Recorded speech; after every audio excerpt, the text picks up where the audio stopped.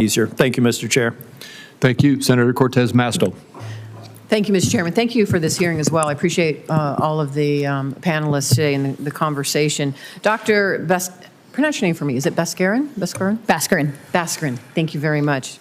Let me ask you this, and I'm sure you've talked a little bit about this, and I understand Senator Cornyn addressed this a little with you with rare earth minerals.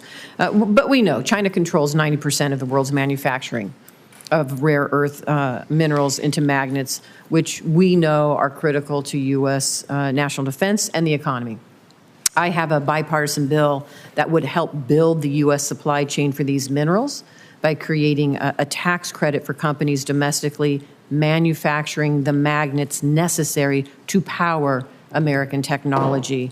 My question to you is, do you think there is a role for tax credits like these to incentivize greater production of mined and processed critical minerals in the United States? Yes, I'll go first. Production tax credits will be very important, Senator. The reason is this, is China actually flooded the market with rare earths between 2010 and about 2018, and it actually forced prices for rare earths down to a point that made it very difficult for non-Chinese entities to compete in this space. Remember, America was once the top rare earths producer in the world between the 1950s, 60s, 70s, and 80s.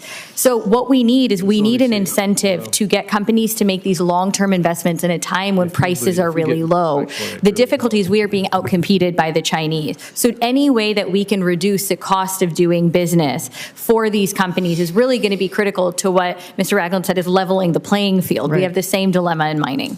Do you think there are trade policies that complement domestic production tax credits? Is there something else we should be thinking about with respect to trade policies? I think using some sort of trade incentive to source minerals from abroad, and this includes rare earths. Remember that in the United States, we are building our processing capabilities and our permanent magnet manufacturing. The difficulty is at the end of the day, we still have 1.3% of the world's reserves. We should be tapping into reserves. When we add up Brazil and Vietnam, it's actually greater than China in absolute reserves, but we're not really leveraging these to bring those rare earths back home to separate and manufacture here. That's what U.S. leadership is to me. It's sourcing from abroad to bring that home. So how do we create the tax incentive, the investment incentive in those markets to bring it home is going to be really key. Yeah, I agree. Thank you very much. Let me also ask you, in Nevada, listen, I'm very proud. Nevada has the most mineral wealth of any state in the country, and we produced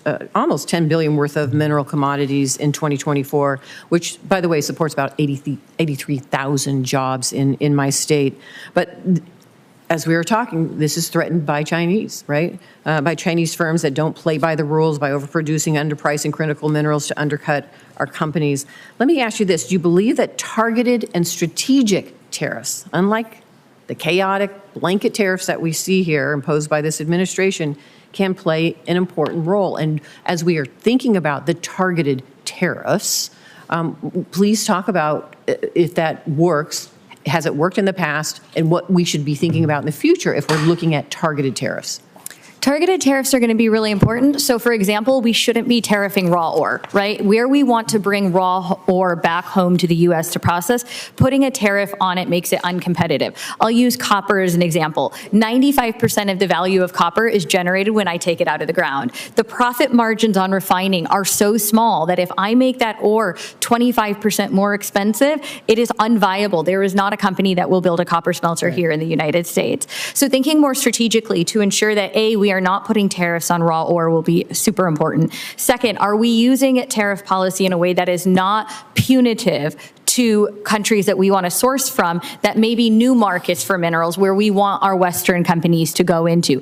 We don't want to put tariffs on those. Now, whether we use tariffs on finished products from China is a totally different question. It goes back to the Ronald Reagan quote, right? If we want more of something, subsidize it. If we want less of it, tariff. If we want less finished products from China, we should shift our tariff policy that way. But an agreement that putting tariffs across the board actually disincentivizes the development of a domestic refining industry. So let me add to this, because I agree with you there. And I've been a proponent of AGOA, which is the African Growth and Opportunity Act. And it's a key element of our relationship with sub-Saharan Africa. But it creates valuable opportunities for U.S. workers, for businesses and consumers. And it's set to expire in September. AGOA Renewable provides a key strategic opportunity to diversify global supply chains and, again, reduce our reliance on China. Do you believe that AGOA Renewable provides an opportunity to advance U.S. critical mineral interests? And if you do, what should we be thinking about in Congress as we look to renew it? And I hope we do. AGOA is one of the most bipartisan pieces of legislation, and it has been our absolute linchpin of commercial diplomacy with the African continent. Not renewing it would be a very negative signal to a continent that benefits enormously from it. Now, is AGOA in and of itself going to solve our critical minerals in its current form? Probably not. And part of that is because tariffs on minerals are generally very low. When I look at tariff rates with some African countries on minerals, they're like 2.5%. They're not going to be significantly more competitive because of AGOA. What would make AGOA more beneficial is potentially linking an investment incentive to it. It's kind of what the 30D did under IRA, right? I created an incentive to source minerals from these countries. Pairing AGOA with an investment incentive is not only a strong commercial diplomacy signal, it's a strong minerals diplomacy signal. So I like to think a little bit about AGOA 2.0 in that way, to think about how do we make minerals feature more prominently to make sure it's bilaterally beneficial. Thank you. Thank you, Mr. Chairman. Thank my colleague. Senator Whitehouse is next.